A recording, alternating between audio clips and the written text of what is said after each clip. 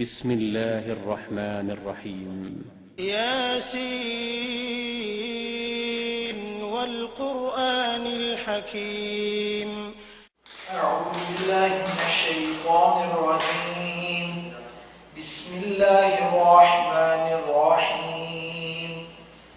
وآية لهم الأرض الميتة أحييناها وأخرجنا منها حبا فمنه يأكلون وجعلنا فيها جنات من نخيل وأعناب وفجرنا فيها من العيون ليأكلوا من ثمره وما عملته أيديهم أفلا يشكرون.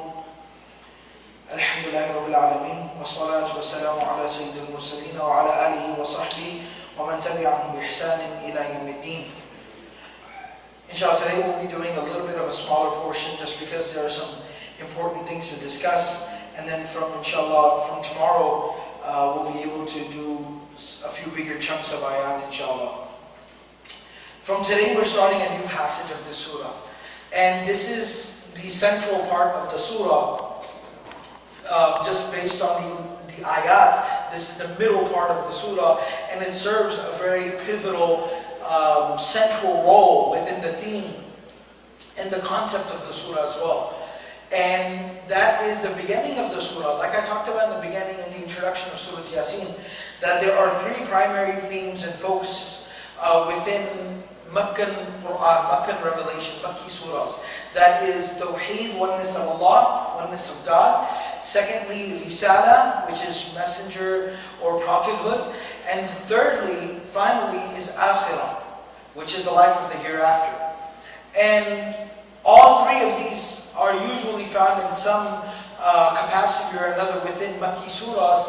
Surah Yaseen, part of its distinctive role and its feature, part of what makes it the heart of the Quran, is it very emphatically talks about all three of these concepts. In a very powerful manner and in a method, it speaks about oneness of Allah. It speaks about the messengerhood and the prophethood of Muhammad sallallahu alaihi wasallam in a very, very powerful tone. And then it speaks about the life of the hereafter, akhirah, qiyamah, judgment, in a very, very powerful manner as well.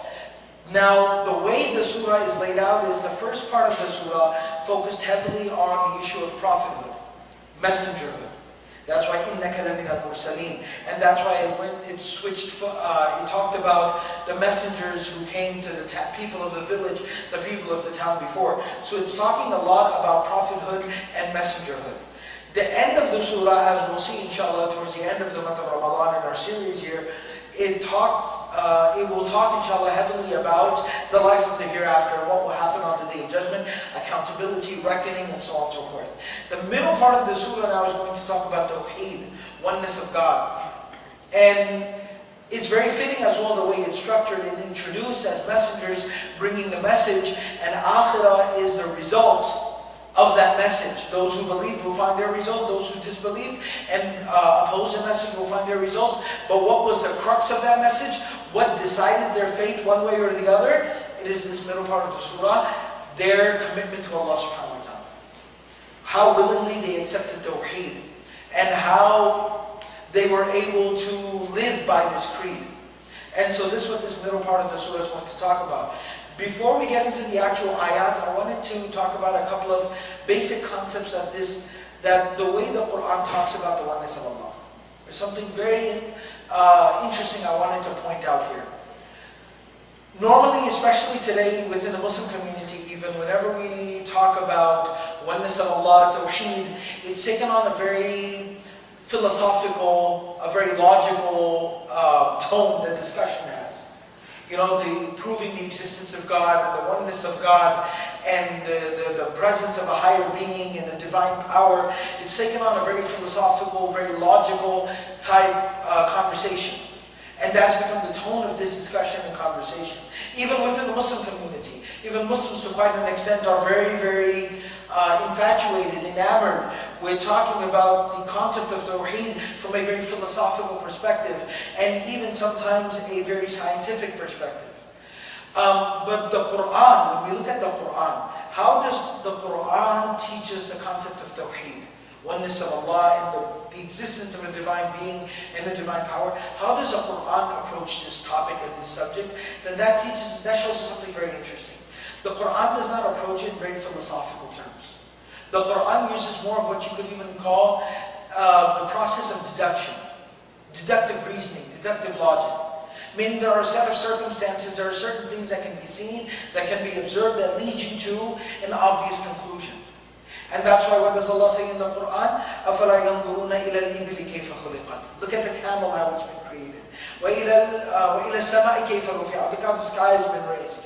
وَإِلَى الْجِبَالِ كَيْفَ نُصِبَتْ. Look how the mountains have been erected. وَإِلَى الْأَرْضِ كَيْفَ سُطِحَتْ. Look how the earth has been spread. هُوَ الَّذِي جَعَلَ لَكُمُ الْأَرْضَ ذَلُولًا فَامْشُوا فِي مَنَاكِبِهَا وَكُلُوا مِنْ رِزْقِهِ وَإِلَيْهِ النُّشُورُ. This ayah is very powerful in the way it summarizes it. That He's the one who created the earth for you, made it humble, you trample on it, you walk all over it. It's there for you to use and walk all over it. فَامْشُوا فِي مَنَاكِبِهَا. Go and walk around in all corners of the earth and go all the way up to the top of the mountains and look and walk all around. وَكُلُوا مِنْ رِزْقِهِ. And eat from all the sustenance of Allah subhanahu wa ta'ala that grows out of this earth, that He provides to you from this earth. وَإِلَيْهِ النُّشُورُ. And eventually you will be brought back, resurrected, and collected before Allah subhanahu wa ta'ala. Exclusively before Allah. So, this is the way the Quran teaches us Iman. It's almost a very elementary method of teaching Iman. Almost like you would teach a child Iman.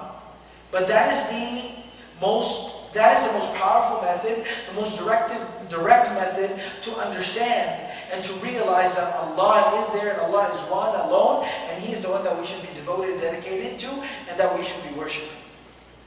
And so, this is the way the Quran introduces us to Allah subhanahu wa ta'ala. And we're going to see the same thing here in Surah Yaseen as well. And so in ayah number 33, Allah subhanahu wa ta'ala is going to begin by saying, وَآيَةٌ لَهُمْ. And that's why I wanted to talk about this word ayah. That Allah points to ayat. كَذَلِكَ يُبَيِّنُ اللَّهُ لَكُمْ آيَاتِهِ. That is how Allah explains to you. He clarifies to you. He lays out for you His ayat. So what does this word ayah mean? Ayah means sign. But not just a sign. It is a very obvious, apparent, unavoidable, immutable sign. Something that you can't avoid. Like when you're driving down the freeway and there's this big glaring sign and it's blinking. Exit now. You just can't miss it. It's staring you in the face. You have to be trying to miss it in order to miss it. That's the type of sign that ayah is. Not only that, but ayah also is such a sign that doesn't engage you, does not absorb you in looking into the sign itself. Rather, that sign immediately points you to something else. You don't have to make a conscious effort. You don't have to make a conscious effort to see that sign point your mind in a certain direction. When you're driving on the highway and it says, the highway is this way, it says I-20 east this way. You don't sit there and start studying the sign. How big is the diameter of the sign? What color is the sign? I wonder who made the sign, who painted the sign, who printed. You know, that's not what concerns you. Your mind immediately goes to the freeway, to the highway, to the route. And that's what ayah is. When somebody gives you a gift, somebody gave you a plaque or a card, and you hung it up on your wall. When you look at that card or that plaque, you don't say, well, I wonder what type of material that is, wonder where it was printed, who came up with the idea of it, I wonder what kind of machine they use. That's not what it reminds you of. When you look at that plaque or you look at that card, it reminds you of the person that gave it to you. Oh yeah, that's from the Caliph of Masjid. Oh yeah, that brother gave me this card. That immediately points your mind in that direction. Souvenirs do the same thing. You come back from Niagara Falls with a little globe, snow globe. You don't sit there and obsess over the globe. Who put these little things in there? How does this work? No, that's not. You look at it immediately, it reminds you of Niagara Falls. And so that's the type of sign ayah is. It's very obvious, apparent, unavoidable.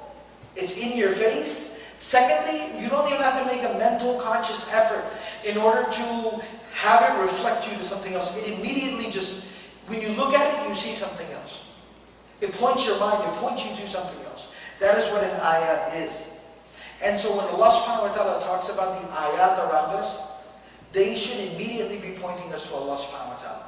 And when they don't, when we look at the sun and the moon and the sky and the earth and the trees and the leaves and the ocean, we look at these things and ourselves, and it doesn't lead us directly to Allah, immediately doesn't turn our mind to Allah, that's a sign of one of two things. Either there's a lack of intelligence, a lack of mental awareness, consciousness, or secondly, it's a deficiency within the fitrah of that person.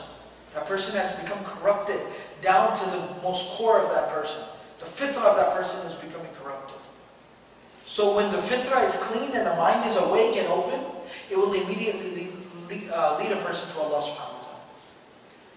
You know, an Arab poet, he says, وَفِي كُلِّ شَيْءٍ لَهُ آيَةٌ تَدُلُّ عَلَىٰ أَنَّهُ وَاحِدٌ. In each and every single thing, there's a miraculous sign that points you, directs you to the fact that Allah is one alone. You know, the Bedouins, they were very eloquent people. And they used to say very beautiful things sometimes. There was a Bedouin man who was challenged, was questioned by somebody. He said, لِكُلِّ دَعْوَى دَلِيلٌ. He said, for everything, for every claim there is evidence, proof. What is your evidence and proof for believing in Allah? So the Bedouin said something very beautiful, very eloquent. He said, الْبَعَرَةُ تَدُلُّ عَلَى الْبَعِيرِ. Camel droppings, they tell you that a camel was here. وَأَثَرُ الْأَقْدَامِ يَدُلُّ عَلَى الْمَسِيرِ. Footprints in the sand, what did they tell you? Somebody walked by here. So he said, فَالْأَرْضُ ذَاتُ أَشْجَارٍ وَالْبِحَارُ ذَاتُ أَمْوَاجٍ وَالسَّمَاءُ ذَاتُ أَفْلَاكٍ أَلَا يَدُلُّ ذَلِكَ عَلَى اللَّطِيفِ الْخَبِيرِ. He said that the earth that's full of trees, the sky full of stars, and sun and moon and planets, and the ocean full of waves, doesn't that tell you that Allah is there? Al-Latif al-Khabir, that He's there. He created all of this. It should lead you directly there. The Quran talks about وَمَا تَسْقُطُ مِنْ وَرَقَةٍ إِلَّا يَعْلَمُهَا. Allah uses a very beautiful example. He says not even a leaf falls from a tree. You know why it says that? Because that's something that's so small, insignificant, happens all the time, that you don't even think about it, you don't even realize it. But imagine that. Every single leaf falling from a tree is by the knowledge of Allah subhanahu wa ta'ala, by the command of Allah. There's another beautiful narration, a hadith from Tabarani, that is Hasan in its status, that talks about the Prophet ﷺ, the Prophet ﷺ passed by a Bedouin man and he was making dua in his prayer. He's calling out to Allah, supplicating in his prayer. The Prophet ﷺ stopped to listen to him for a minute. And the man was saying in his prayer, يَا مَنْ لَا تَرَاهُ الْعُيُونَ. O you whom eyes cannot see in this world. وَلَا تُخَالِطُهُ الظُّنُونَ. Minds cannot comprehend you.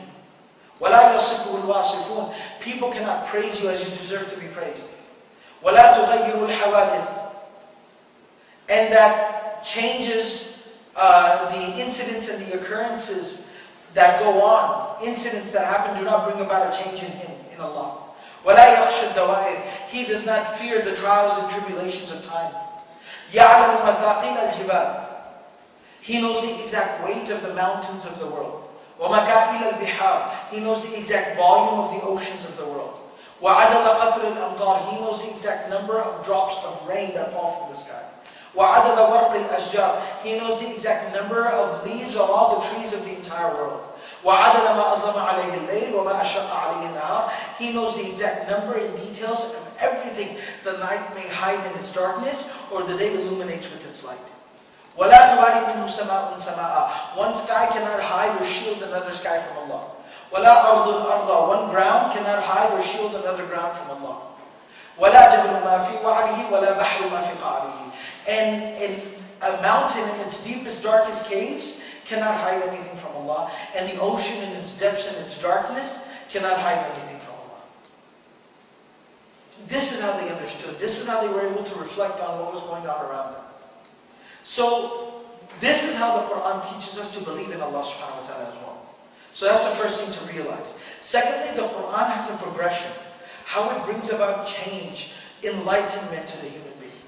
First is these ayat, this ayah, this miraculous, amazing sign that points you in the right direction. What is the objective of that ayah? Are they just there to say, ooh, wow, very nice, cool, amazing, and then that's it? No, it's not a show. But that ayah leads us to somewhere else. فَذَكِّرْ إِنَّمَا أَنْتَ مُذَكِّرْ. It's for reflection. It's to remind, wake up the person. What is a reminder? It's a wake-up call. Remind you of something. A reminder is what? SubhanAllah, think of the word reminder. A reminder is that giving you new information? When I remind you of something, am I giving you new information? No.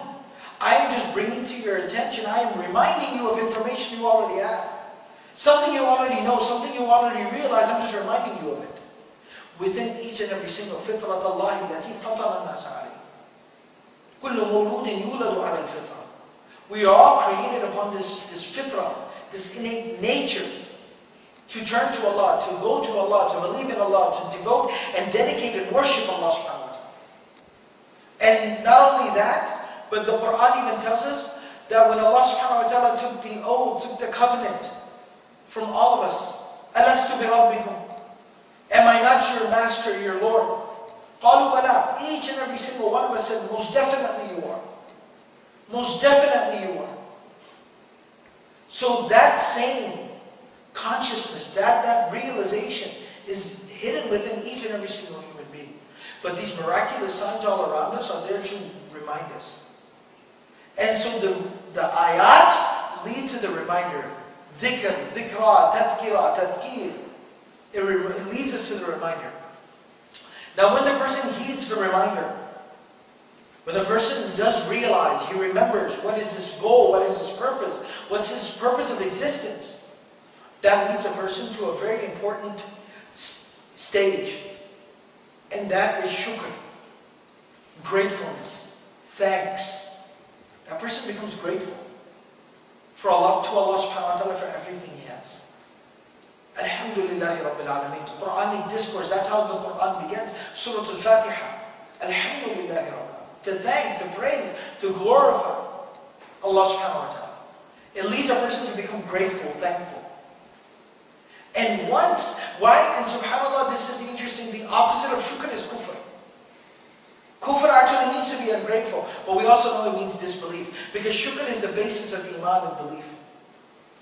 And when that person becomes grateful, the manifestation of gratitude, thankfulness is what? It's not just lip service. It's not just the tongue. Then it leads to our ibadah. Enslaving oneself to Allah. Willingly. Voluntarily. Understanding my goal, my purpose in life is to be a slave of Allah. And what we can specifically call the most obvious form of that slavery to Allah is worship. It leads us to worship. A person who goes through this journey, who sees the signs, is reminded and is grateful, that person doesn't have to be forced to pray. That person doesn't need a police force to make sure that he's fasting. He does it voluntarily.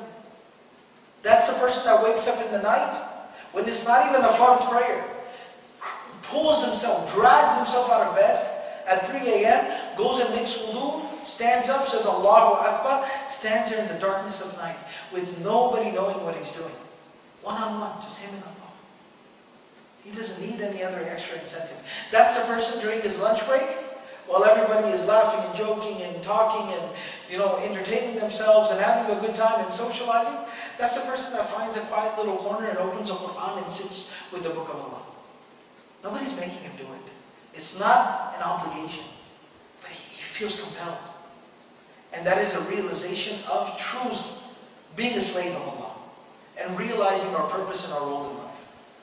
So this is kind of like you could consider it a prerequisite to the passage that we're going to be studying now. And if we keep this in mind, then inshallah, it'll be very easy for us to understand the subsequent ayat. So inshallah, for this reason, since we spent some time on the introduction here, we'll only be studying 3 ayat today, very basically. Allah subhanahu wa ta'ala in ayah number 33, He says, وَآيَةٌ لَهُمُ الْأَرْضُ الْمَيْتَةُ وَآيَةٌ لَهُمُ الْأَرْضُ الْمَيْتَةُ. And in a miraculous sign, وَآيَةٌ, this is in its common form, nakira form. So Allah says, وَآيَةٌ لَهُمُ الْأَرْضُ الْمَيْتَةُ. And a miraculous sign for them, for these people, who aren't realizing, is al-ardul mayta. It is the dead earth.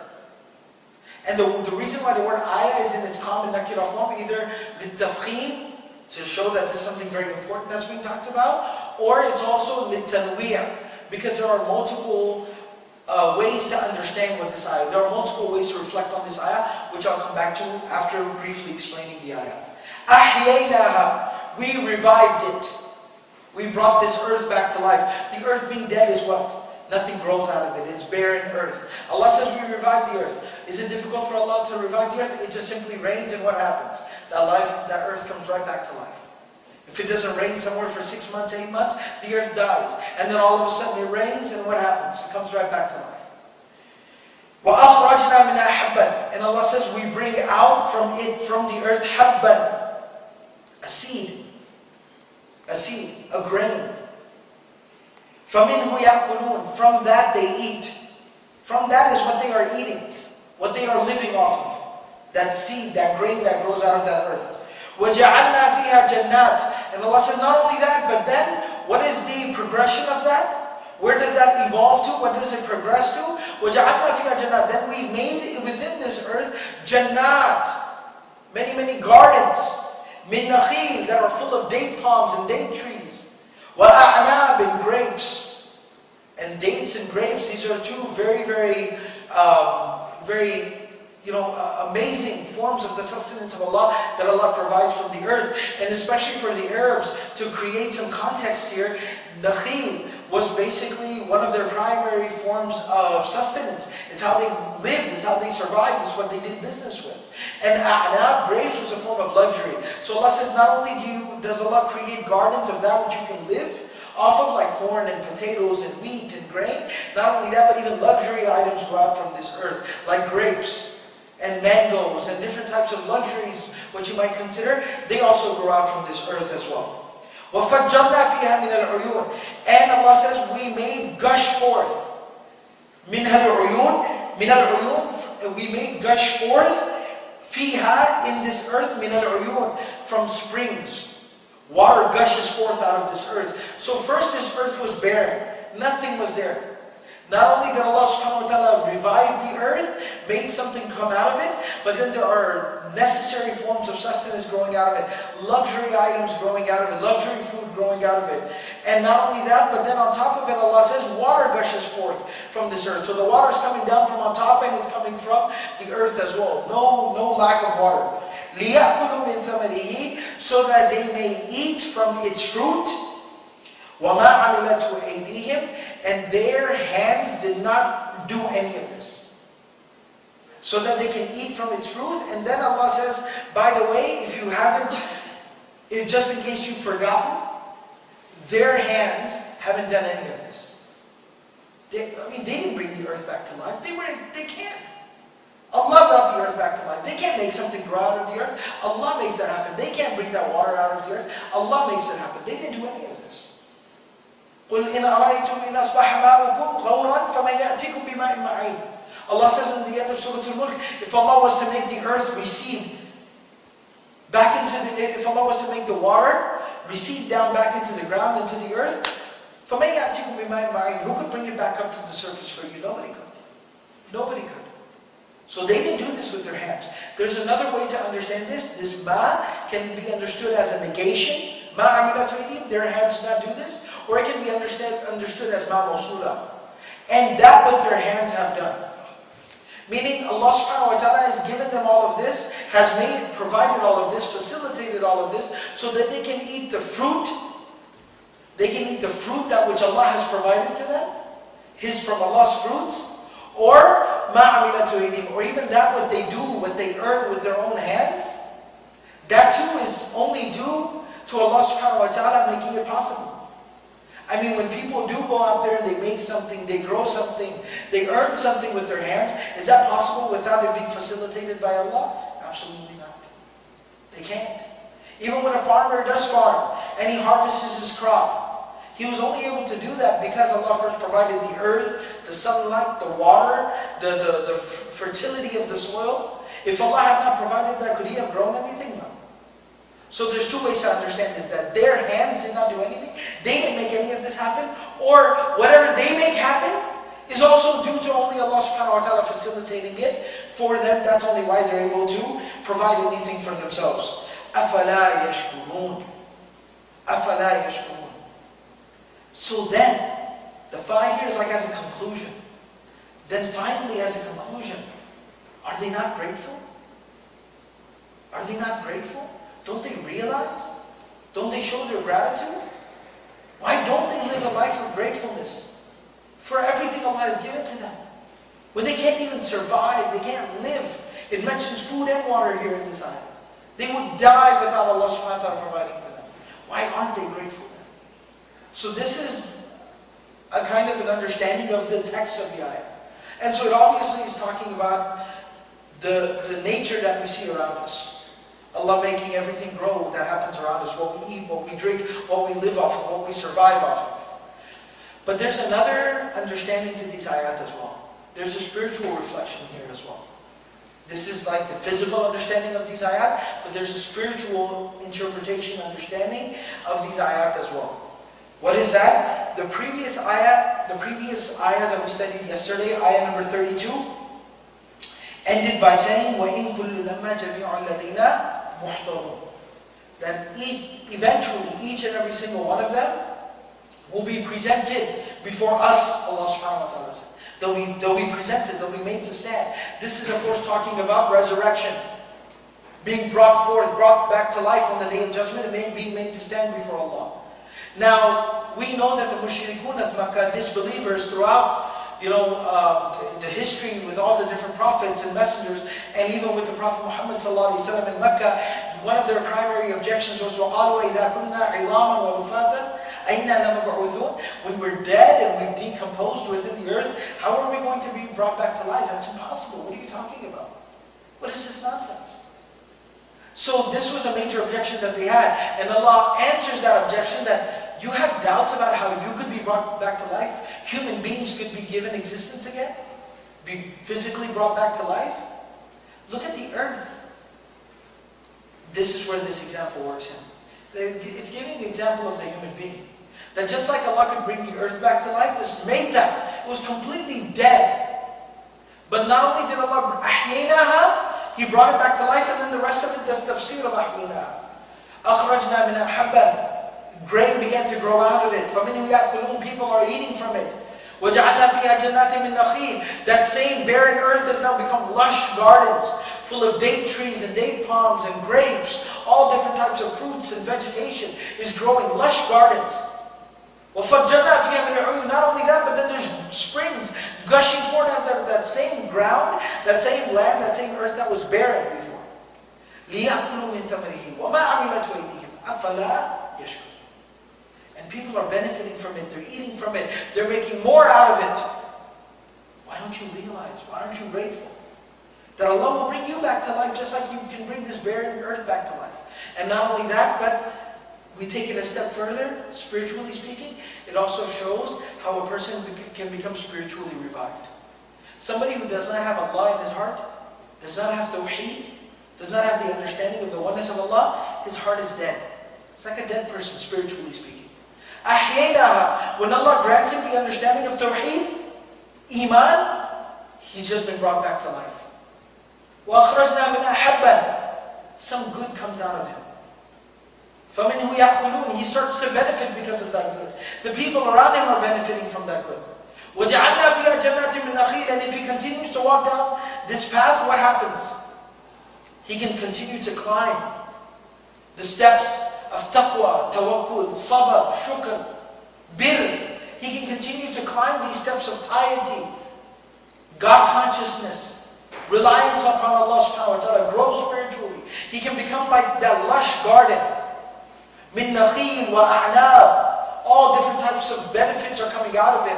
Socially, he's beneficial to the people around him. In his family, he's benefiting from him. In work and in business, people are benefiting from him. Everywhere he goes, people benefit from him. وَفَجَّرْنَا فِيهَا مِنَ الْعُيُونِ. And then springs gushing forth. The Prophet ﷺ has often used the example of water for knowledge, for ilm. Then that person becomes a source of teaching other people something good. The Prophet ﷺ says, مَثَلِي وَمَثَلُ مَا بَعَثَنِي اللَّهُ بِالْهُدَى وَالْعِلْمِ كَمَثَلِ غَيْثٍ بِالْكَثِيرِ. The Prophet ﷺ says, my example and the example of that which Allah has sent me with is like abundant rain falling down from the sky. It's like water. So then he's benefiting other people. وَجَعَلْنَا مِنَ الْمَاءِ كُلَّ شَيْءٍ حَيٍّ. What brings life to things is water. What will spiritually revive society and community will be good people. Remember, جَاءَ مِنْ أَقْصَى الْمَدِينَةِ رَجُلٌ يَسْعَى. Good people will revive communities, revive societies. وَفَجَّرْنَا فِيهَا مِنَ الْعُيُونِ لِيَأْكُلُوا مِنْ ثَمَرِهِ. So everyone can start to benefit. Live a life that is full of tranquility and peace. A beautiful life. حَيَاةً طَيِّبًا. وَمَا عَمِلَتْ أَيْدِيهِمْ. And they'll be rewarded for the good that they do. أَفَلَا يَشْكُرُونَ. And this extrapolation or this understanding, this interpretation of these ayat to have a spiritual reflection is not something new. What does the Quran tell us in Surah Ibrahim? وَمَثَلُ كَلِمَةٍ طَيِّبَةٍ كَشَجَرَةٍ طَيِّبَةٍ أَصْلُهَا ثَابِتٌ وَفَرْعُهَا فِي السَّمَاءِ. Allah says that a good word, iman, is like a beautiful tree. أَصْلُهَا ثَابِتٌ. The roots are very firm, solid, unshakable. فَرْعُهَا فِي السَّمَاءِ. But its branches reach far up into the sky. تُؤْتِي أُكُلَهَا كُلَّ حِينٍ بِإِذْنِ رَبِّهَا. It gives its fruits كُلَّ حِينٍ, at all times, in all seasons. بِإِذْنِ رَبِّهَا, by the command and the permission of its Lord, its Master. وَيَضْرِبُ اللَّهُ الْأَمْثَالَ لِلنَّاسِ لَعَلَّهُمْ يَتَذَكَّرُونَ. That same dhikr. Allah is giving these examples so that people will remember. They'll be reminded of what their purpose and their goal and their objective in life is.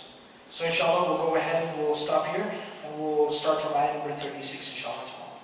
Subhanallah wa bihamdihi, subhanakallahumma wa bihamdik, nashhadu an la ilaha illa anta nastaghfiruka.